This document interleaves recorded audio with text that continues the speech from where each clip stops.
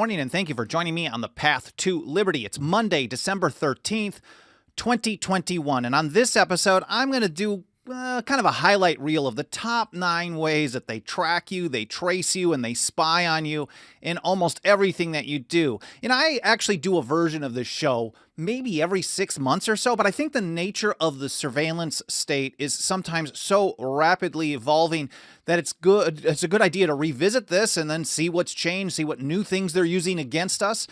And then on top of it, I want to start out with something that is really important that I haven't seen covered almost anywhere. Very little coverage on this at all, but the federal courts this last week once again sided with warrantless mass surveillance, even of American citizens, by the NSA under Section 702. And to start, before getting into all this, I want to recommend from the Electronic Frontier Foundation, EFF.org, the Surveillance Self-Defense Guide. I am going to actually mention that at the end of the show, and I, of course, link to it in the show notes. But first of all, before getting to all this great info, my name is Michael Bolden. We broadcast live every Monday, Wednesday, and Friday at 9:30 a.m. Pacific Time from here in my home office and studio in downtown Los Angeles for the 10th Amendment Center. Our show homepage has everything you need to follow this show. It's got all the archives. We're 3.5-ish years. On individual episodes like this one today, I publish a blog post for every single individual episode, and in that I will link to all the stuff that I'm mentioning. So if I mention the EFF Surveillance Self-Defense Guide, I'm going to link to that there. That way you can read and learn more in context on your own time, because I'm just scratching the surface. I'm hoping to encourage you to do more research and learning on your own. I also have all the different platforms around. Of course, we live stream on the mainstream ones. There's YouTube and Facebook and DLive and Twitter and Twitch, but we also live stream at LinkedIn, which is pretty mainstream as well. It's Microsoft, right? But we live stream at the decentralized, censorship-resistant Odyssey.com, which is, I think, one of the most important video platforms out there. We also upload our archive video to places like Minds and Gab and MeWe and BitChute and Brighteon, all over the place. We have the audio-only podcast edition basically everywhere. Thank you, everyone, to the reviews that have been coming in on Apple Podcasts. And you can also find our membership program where you can put your financial faith behind our work for as little as $2 a month. There's little that helps us roll up our sleeves every single day to get this message out in support of the Constitution and liberty, more than the support of our members. All that and more, 10thamendmentcenter.com/path to liberty. Again, 10thamendmentcenter.com/path to liberty.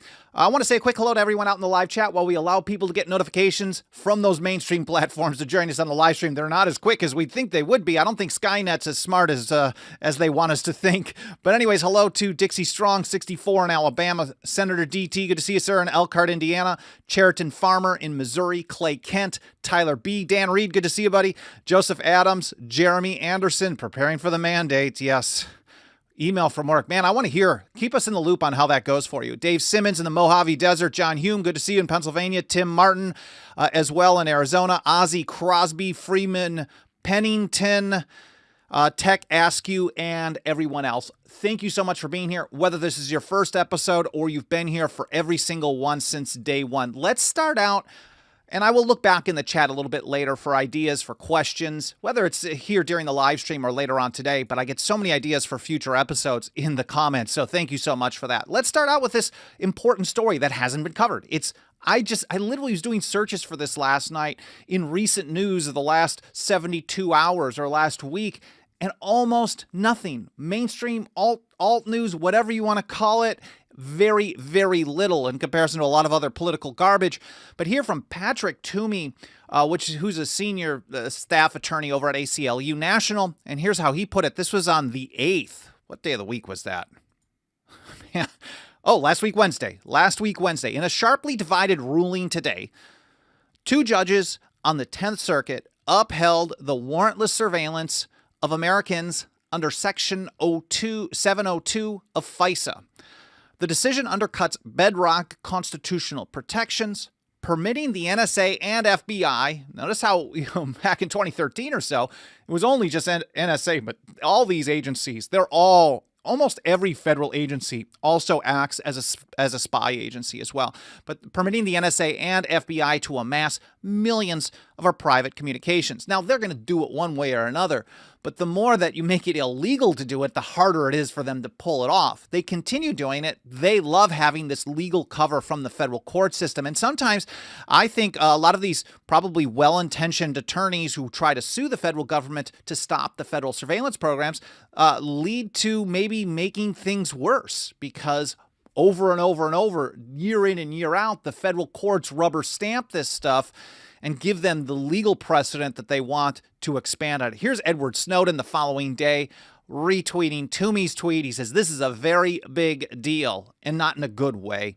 The dissenting judge argues this, quote, extreme departure from accepted constitutional and procedural law ignores all evidence and totally abandons the Fourth Amendment." They've certainly abandoned it for decades, and this is making it more official. We hear year in and year out, oh, they're going to overturn something on this, or they're going to back down on that. But at the end of the day, if you zoom out, they continue to ramp their stuff up. Here's how Snowden put it. The year has not been kind to the legitimacy of our court system. I would say the century. Now, on the other hand, you hear from Toomey and Snowden talking about how bad this is. Not many others covered this. But on the other hand, intelligence.gov, here's how they put it the following day. The government uses information collected under Section 702 to protect the U.S. and its allies from hostile foreign adversaries, including terrorists. So, yeah, we absolutely are doing this, and you should be okay with it because you're a scared little wimp and you're afraid. And so you need to give the government the power to warrantlessly collect whatever data they want from anybody, anytime, all the time, everywhere, because you're scared and they're going to protect you. Now, we know all through history, government has done this kind of garbage, and people are willing to throw away their liberty to make themselves feel secure, although it is just security theater. Here's John Adams in his paper, Thoughts on Government, which I think he sent to George Wythe in April of 1776. He said, "Fear is the foundation of most governments." And if you've heard me say this once, you'll hear me say it a zillion times. The only thing I would change out of that one, this was back when Adams was one of the good guys, the Atlas of Independence, before he got kind of monarchical. The only thing I would do out of this quote is remove the word most. And fear is that foundation. We see this being the foundation. Here's intelligence.gov. Just pointing out, okay, if maybe you don't like this whole warrantless surveillance thing, but we're protecting you from people who are out to get you. But they're the ones out to get you because they're violating your rights. So it's really twisted. John Adams was absolutely correct. Here's James Madison in a letter to Thomas Jefferson, May 13, 1798, in response to the Adams administration ramping up attacks on free speech. He signed the following month the Hated Alien and Sedition Acts. But here's Madison. "Perhaps it is a universal truth that the loss of liberty at home is to be charged to provisions against danger, real or pretended, from abroad." Madison wasn't a tinfoil hat kind of guy. He just understood history. He was a better student of history than probably most of us alive today. And he understood that governments would always use fear from something outside of your realm to scare people into submission. It has always happened. It always will. It is a universal truth. Now, sometimes the fear is based on something that's real, and sometimes when they don't have it, they'll just make it up. And we see this happening all the time. Tim Martin says there's always a boogeyman that we need protection from, mostly imaginary. And even when they're real, the idea of giving up liberty for that safety, as Benjamin Franklin warned, means you deserve and you will probably get neither. Going a little further, here back to the ACLU. This is their blog, one of the few places that really cover this in any detail at all. I saw a report at the USA Today, but it was basically highlighting their press release. It was very, very little coverage. Hopefully there's a little bit more on this in the coming week. But here's how they put it. Under Section 702, the government intercepts the international communications of hundreds of thousands of people. And I actually make the case, and I'll show this in an episode here in a moment, that it's actually far more than, it's much broader than we can even imagine, I think. It intercepts the international communications of hundreds of thousands of people, including people living in the U.S. The government stores these communications in massive databases, retains them for years, if not indefinitely, and searches them repeatedly for information about people in the United States, including in domestic criminal investigations. Of course, the argument is that, and intelligence.gov just posted the tweet last week, the day after the court comes down with this opinion, somehow real surprising in their Twitter scheduling, right? But they're always claiming that they're doing this only to get the terrorists. They're protecting us from foreign threats. But we have a paper trail. We've covered this many times. I'm not going to get into the details of it now, but they're lying, of course. They're government people, so they're talking. If they're telling the truth, it's only because they think they need to in order to get what they want. But they're using this in just routine criminal investigations. And a lot of times what they do when they collect data from these warrantless surveillance programs, they use something called parallel construction. They even hand the information off to local police. And then the police are supposed to do a parallel construction to pretend how they got the evidence following a warrant procedure. So there's all kinds of scammy stuff going on. What a surprise. Back to ACLU, they say this highly controversial statute, that's an understatement, allows the NSA to engage in dragnet warrantless surveillance of Americans, international phone calls, emails, chats, and web browsing. I think they also use it for domestic, especially when you combine it with Executive Order 12333. I covered this in some detail earlier this year, like a cancer, focusing on another great John Adams quote from years ago, back in the good old days, when he was basically saying the encroachment upon the Constitution is like a cancer. It eats away and it grows faster and faster until there's no turning back. And that's kind of a paraphrase. But I cover that in this episode on how every small step towards surveillance, more warrantless surveillance violations of the Fourth Amendment because people are scared or whatever, continues to expand and expand and expand. And warrantless surveillance under Section 702 is incredibly broad. Please check out that episode when you have a chance. Of course, it'll be linked to in the show notes. 10thamendmentcenter.com/path-to-liberty. Over on YouTube, J-Rock is right. They call us terrorists. And of course, when they say this is, quote, just for the terrorists, let's say they just kept to that, and they had no way to go beyond going after terrorists. We know the other approach that they use. All artful rulers, we were warned years ago by John Dickinson, said would use whatever they could, whatever legal argument they could to give themselves any semblance of legality as possible. And so couldn't they just change the definition of another word? Like, the more things that they can define as being a terrorist activity, the more that they're going to go after more and more people, even if they were limited in what they were supposed to be doing. Anyways, it's not just Section 702. It's definitely not just NSA surveillance. Here's John Whitehead over at the Rutherford Institute, and I'm going to get into these top 9 that he put in a great article. You better watch out. The surveillance state has a naughty list, and you're on it. It's definitely a Christmas theme. I think he wrote this.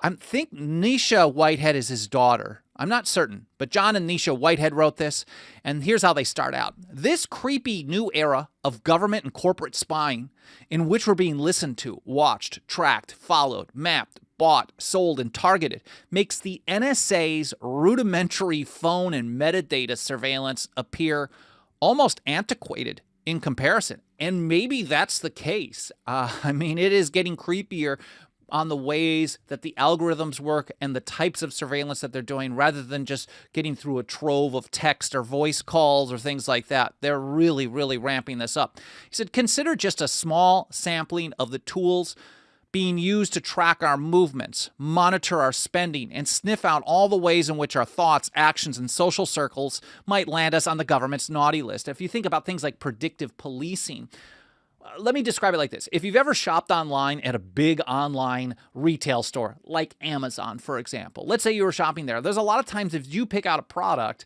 and you need something else to go with it, you'll see in the related products section, they know in advance because their algorithm, they spend tens of millions of dollars figuring this out. And they're doing the same kind of thing with predictive policing, claiming that they can, it's a very pre-crime type of thing that's happening. I will leave an episode on that in the show notes a little bit later in the episode as well. But it's pretty crazy stuff what they do. Anyways, let's look at these top 9. The first one here, tracking you based on your health status. I mean, that's probably the new one to the list that I haven't covered in any of these similar episodes in the past, but tracking you based on your health status. And it's even worse than literally just asking for papers, please. And here's how the Whiteheads put it. Digital health passports are gaining traction as gatekeepers of a sort. restricting access to travel, entertainment, etc., based on one's vaccine status. But it's even potentially worse. Whether or not you have one of those, individuals still may have to prove themselves healthy enough to be part of society, have a job, for example. For instance, he writes, in the wake of Supreme Court rulings that paved the way for police to use drug-sniffing dogs as search warrants on leashes, government agencies are preparing to use virus-detecting canine squads to carry out mass screenings. I would have thought that's insane. I would read this a few years ago and think, that's insane. Okay, I've seen some movies. Maybe they'll come up with something like that in the future, but that's just propaganda. But don't be surprised if they start really implementing this type of thing. And the problem is soon as you give them the power to do something, this is what John Adams was talking about when he was saying it's like a cancer. As soon as you give them the power to do roadside checkpoints, to search a car, to have a dog sniff people and walk around, a warrantless search like that, they're going to use it for something else. And this is not one I thought of, but who knows how bad that'll get. Number 2, tracking you based on your face. Facial recognition software, they write, aims to create a society in which every individual who steps out into public is tracked and recorded as they go about their daily business. Coupled with surveillance cameras that blanket the country, facial recognition technology allows the government and its corporate partners to identify and track someone's movements in real time. And it's not very difficult to imagine how government can use an algorithm that can predict the types of things and places that people go to, whether it's a church or a protest.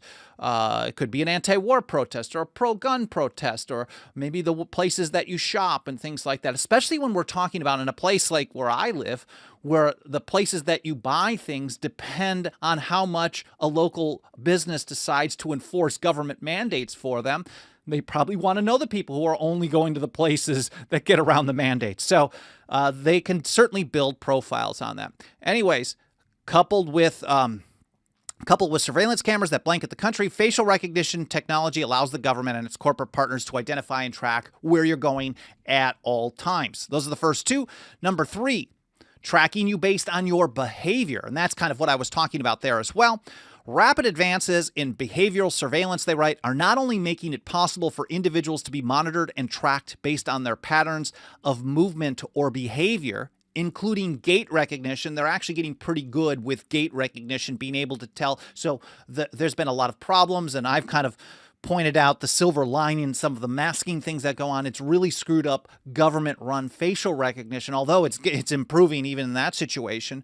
But it's also created an environment where there's a pretty quick advance in the skill of the gait recognition, how you walk, and being correct and figure out, well, there's that guy. It's almost like another fingerprint. Gait recognition, but they have given rise to whole industries that revolve around predicting one's behavior based on data and surveillance patterns, and they're also shaping behaviors of whole populations. That's tracking you based on your behavior, monitoring you, building profiles. I've done episodes here where I talked about predictive policing here in Los Angeles, where they would basically give people, it's almost like a social credit score, but if people had had interactions with a law enforcement officer, whether they were charged with a crime or not, they would keep getting points. And when they had too many points, they would sometimes start sending officers to someone's house just to knock on, just to check in, let you know we're here. And they would really basically start stalking them. So they're also tracking us. This is number 4, based on spending and consumer activities. And they write, with every smartphone we buy, every GPS device we install, every Twitter, Facebook, and Google account we open, every frequent buyer card we use for purchases, whether at the grocer's, the yogurt shop, the airline, or the department store, and every credit and debit card we use to pay for our transactions. We're helping corporate America, they write, build a dossier for its government counterparts on who we know, what we think, how we spend our money, and how we spend our time. And even for those businesses that actually don't want to be partners with the government, they all end up being like that. They'll resist to where they can, but when government says, we're taking this data, they just take the data. Sometimes they'll issue a warrant. Sometimes they're probably just collecting it behind the scenes, and probably sometimes a combination of both. So that's number 4. Number 5 is tracking you based on your public activities. And they write private corporations. If you think how a lot of these things tie together, where you've got things like facial recognition surveillance, and we're going to get into license plate tracking. They know where you're going. They keep track of where you're spending stuff, what you do, and things like that. So like when I go out and I check to see what businesses are violating local mandates here, for example, I'm starting to leave my phone at home to try to not be tracked as much because I don't want people to get busted. Anyways, private corporations in conjunction with police agencies throughout the country, public-private partnerships, it sounds kind of fascist to me. They've created a web of surveillance that encompasses all major cities in order to monitor large groups of people seamlessly.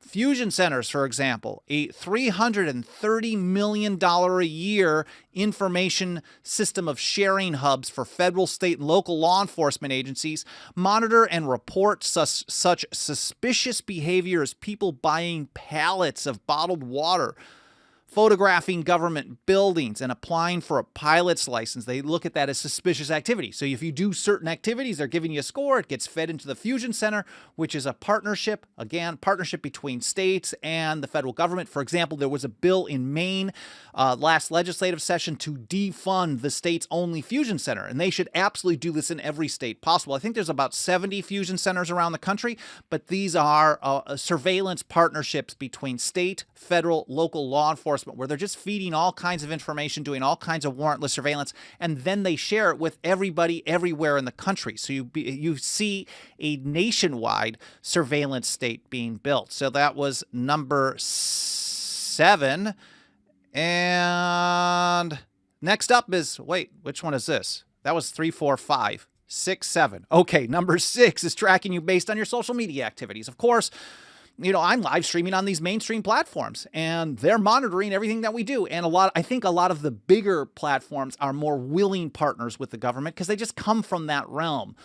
The cream of the crop, the upper crust, the deep state, the CIA-funded types. They definitely are partners with that. But I think a lot of the smaller companies actually don't want to be sharing everyone's data. Places like Gab and Odyssey and things like that, I think they're less likely to want to do that kind of stuff. But here they write, every move you make, especially on social media, is monitored, mined for data, crunched, and tabulated in order to form a picture of who you are, what makes you tick, and how best to control you when it becomes necessary to bring you in line. Man, they don't mess around.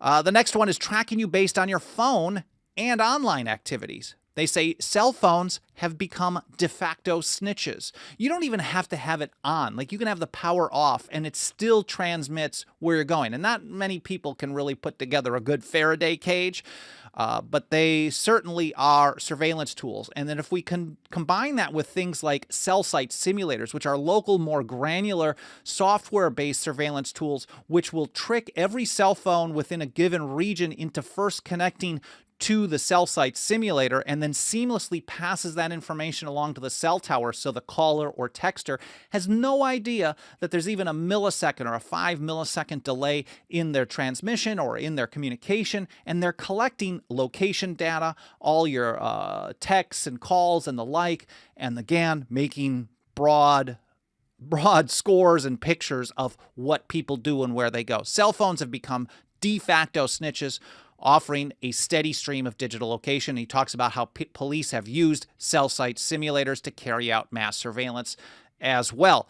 And then the last two, tracking you based on your social network, not the online social media company social network that you follow, but your own personal social network. Of course, guilt by association. If you've read my Southern Poverty Law Center profile page, a lot of it is guilt by association. I've hung out with the wrong people and therefore I must be bad.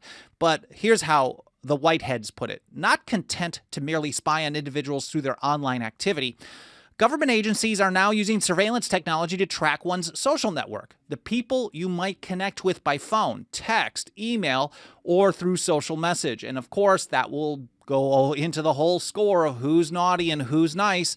And the last one is tracking you based on your mail. Even if you send physical mail, we know Thomas Jefferson and James Madison in that year of 1798, there was a pretty abrupt slowdown in how much they communicated with each other because they knew that the mail was being monitored under the Alien and Sedition Acts. But they're much more advanced these days, of course. And here's how John and Nisha put it. Just about every branch of the government, from the Postal Service to the Treasury Department and every agency in between, now has its own surveillance sector, authorized to spy on the American people. And generally, it's mass surveillance with no warrant. That's a violation. For instance, now pointing that out, of course, you should know that doesn't mean they'll ever stop. We just have to have a line in the sand for the people to say, this is as far as you go and no more. For instance, they write, the U.S. Postal Service, which has been photographing the exterior of every piece of mail for the past 20 years, is also spying on Americans' texts, emails, man, that chokes me up, is also spying on Americans' texts, emails, and social media posts. They're doing online mass surveillance at the post office as well. Now, I've got a bunch of other episodes that I'm not going to put up on the screen that actually tie into this. I've done and I will link to these in the show notes, 10thamendmentcenter.com/path2liberty. So if you want to learn a little bit more detail about some of these things, for example, the USPS, I did an episode called, Is Every Federal Agency a Spy Agency?, where I cover that. That will be linked to in the show notes. I did another one of the top ways they spy on you that covers in some more detail cell site simulators. I've got another episode that I'll link to in the show notes on predictive policing, this pre-crime where they're using algorithms to figure out who's going to get a little extra police presence in their neighborhood or at their home or at their work. And then, of course, I've got a bunch on facial recognition, but I picked one from early 2020, facial recognition, where it is, where it's going, and what needs to be done. And here's how John and Nisha Whitehead wrap it up here, if I can pull this up on the screen. And they say what all these top 9, what they add up to is a world in which on any given day, the average person is now monitored, surveilled, spied on, and tracked in more than 20 different ways every day by both government and corporate eyes and ears. He says every second of every day, the American people are being spied on by a vast network of digital peeping toms, electronic eavesdroppers, and robotic snoops. Of course, big tech, wedded to big government, has become Big Brother, and actually far, far more powerful than what was in that story so many years ago. And then just the last thing, of course, I mentioned it at the beginning, we all need to have better understanding of surveillance technology, surveillance tools, and some ways that we can kind of mitigate against, at least a little bit, against all this mass warrantless surveillance, whether it comes from just basic browsing to phone calls and texts, how to be a little bit more secure, because even if you have nothing to hide, you don't want to give them the precedent to search what you're doing. Here's the surveillance up on the screen is the Surveillance Self-Defense Guide, Tips, Tools, and How-Tos for Safer Online Communications, which is a project of the Great Electronic Frontier Foundation. I encourage everyone to check that out. That will be in the show notes as well. Of course, if you support the show, you like what we do, you like this information that we get out, please consider leaving a review on Apple Podcasts. That helps a ton. Smashing the like button, comments, whether it's here live or in the archive, all those things trigger the algorithm of the platforms, and it tells those platforms to show the show to more people. It really does help a ton, so I appreciate that. Our membership program starts at just $2 a month, 10thamendmentcenter.com/members, and I'd be extremely grateful for any consideration you can give to joining us here at the TAC today. Let me take a look over in the live chat for a couple minutes and see if there's anything else. JRock23332, Mussolini said that fascism should rather be called corporatism. I've actually never been able to find the original source quote on that, but even if, whether he said it or not, it certainly is a merging of state and corporate power. We see this playing out too. Again, Haji 1954, another outstanding explanation of tyrannical usurpation and how to protect ourselves against this. I think really EFF, thank you so much. I'm glad you enjoyed this, my friend, and EFF, really, the Surveillance Self-Defense Guide, is something that I should actually just go through this again myself. It's been probably a year since I've read through that, but it's something that we all really know about it. John Hume says, if I take my phone with me to a store, I get an email from Google telling me where I went. Thanks, Google. I've not seen that, and I have a Google phone myself. Tim Martin says, medical tyranny is here. Ryan Lopez and the federal government. Hashtag. I'm not sure if that one's going to start trending, but that's pretty awesome. They're still watching over native sovereignty movements. If you think about Hawaii, and then even just on these Indian reservations, Indian land, of course, yeah, they monitor that stuff like crazy. It's pretty bad. Ozzy Crosby is absolutely correct. We are under attack from within. Certainly, we live under the largest government in the history of the world, and I keep getting conservatives telling me, "Oh no, what are you talking about? It was way worse." And what about the CCP? I mean, maybe you can come up with some way to point out how they spend more per person, or you have to do some incredible math. But just in raw dollars, the U.S. so-called land of the free federal government spends somewhere between 7 and 8 times as much per year as the Chinese government does, and they have triple the population. So, wow, I mean, you can come up with whatever math you want. To me, that's the worst on earth. It's the worst in history. And certainly that is under attack from within. Anyways, I hope you guys, someone says use virtual machines and Tor browsers. Yes. I mean, does Parallels, you think Parallels, InfoSec guy 5150, does Parallels work well for doing that? I wonder. But Tor for sure. Or even if you're talking about running Onion or things like that, it's really important. There's also a Tor operating system, too, that I've seen. I think, at least in Snowden, one of the Snowden documentaries that I've seen, he would actually run his operating system off of a USB stick. Anyways, I hope you guys found this interesting. I hope it's educational. I hope you learned something. I hope you had a great weekend. Please, again, of course, make sure to consider the membership program, 10thamendmentcenter.com/members. We really could use your help. Smashing the like button, reviews, and all that other stuff really helps as well. Again, thanks for being here. I will see you next time here on the... I don't have a great closer. I really appreciate you being here. Hope you have a great day, and I'll see you next time here on the Path to Liberty.